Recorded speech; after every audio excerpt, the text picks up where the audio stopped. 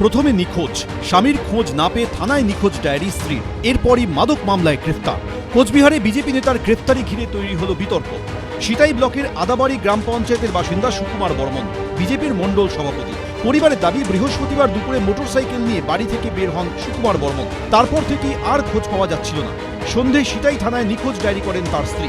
BJP কর্মীর পরিবারের দাবি, শিলদুয়ারের একটি স্কুলের সামনে থেকে তাকে পুলিশের গাড়িতে তুলে নিয়ে যাওয়া হয়। রাতে জানা যায় ৭৯ বোতল কাপ সিরাপ সমেত বিজেপি নেতাকে গ্রেপ্তার করেছে পুলিশ। খাওয়া দাওয়া করে বাড়ি থেকে বেরিয়েছি, কিছুক্ষণ পর শুনলাম যে ওনাকে নাকি পুলিশে তুলছি। তোলার পর আমরা সিতাই থানাতে ফোন করছি। ফোন করার পর বলে যে এখানে না, ওর নামে কোনো ওয়ারেন্ট ছিল না, কোনো কেস ছিল, দিনের কারণে ওনাকে তোলা হয়েছে। এখন সকালবেলা খোঁজ পেলাম যে সাহেবগঞ্জ থানায় গেছে। সরাসরি তৃণমূল সাংসদের নাম করে ফাঁসানোর অভিযোগ করেছেন বিজেপি নেতা। বিনা দোষে হেনস্থা করা হচ্ছে। কুচবিহারের সাংসদ জগদীশ চন্দ্র বসনিয়ার জন্য আজকে আমরা সাধারণ কর্মী বিজেপি করতে পারতেছি না। পুলিশ আমাকে শুধু সাধারণ হিসাবে মানুষ তুলে নিয়ে আসার পরে আমাকে এমপি দিয়ে করছে। সুকুমার বর্মন আদ্যপ্রান্ত একটা মাতাল, তাকে আমি চিনি, তার বাড়িটা শিলদুয়ারে, এবং সে সকাল থেকে সারাদিন ধরে মাতলামো করে। এই নিয়ে শুরু হয়েছে রাজনৈতিক চর্চা।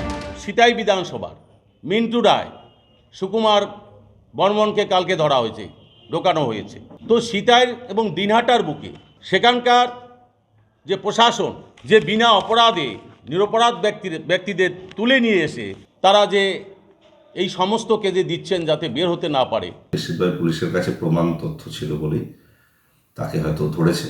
সিতাই পুলিশ তো তাকে অ্যারেস্ট করেনি, সাহেবগঞ্জ পুলিশ অ্যারেস্ট করেছে। তো সেখানকার কোনো নির্দিষ্ট মামলায় সে ধরা পড়েছে। এদিন কোচবিহারের এনডিপিএস আদালতে পেশ করা হয় বিজেপি নেতাকে। শুভেন্দু ভট্টাচার্য, এবিপি আনন্দ, কোচবিহার।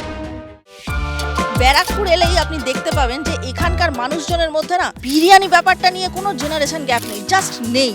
কিন্তু যেহেতু নির্বাচন এগিয়ে আসছে, তাই মানুষজনের থেকে একটু আধটু জেনে তো নিতেই হবে যে তারা সামগ্রিক সামাজিক চিত্র নিয়ে ঠিক কি ভাবছেন। আর হ্যাঁ, অবশ্যই জানতে হবে যে জেনজি বলছে কি।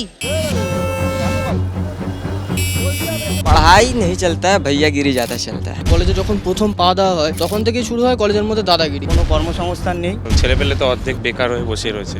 এখন এইসব জায়গায় এখন যত চুরি ছেঁচড়ামি, টাকা তোলাবাজি, যে কোনো কাজ করতে গেলে অনেস্টিভাবে তো কোনো কাজই করা যায় না। মডারেট যেমন চলে তেমনই চলছে, শান্তি শৃঙ্খলা নেই বললেই চলে। ব্যারাকপুরে আছে, কাজের সংস্থান আছে। আপনাকে কোনো নেতা ছত্রছায়া থাকতেই হবে, এছাড়া তো কোনো উপায় দেখছি না। কাজবাজ আমাদের পশ্চিমবঙ্গে খুব একটা নেই। যথেষ্ট এখানে কাজের ভালো সুবিধা আছে। ব্যারাকপুর এখন সব দিক দিয়েই পিছিয়ে রয়েছে। আমাদের ব্যারাকপুর আগের থেকে যথেষ্ট আপডেট হয়ে গেছে। কাজের সময় পাওয়া যায় না, বিধায়ককে পাওয়া যায় পিকনিক, সিনেমাই দেখেছি, আর কোথাও দেখিনি। হ্যাঁ, আমি জানি এখানে চাকরি পাবো, আমার কেরিয়ার সেট আশা করি হয়ে যাবে।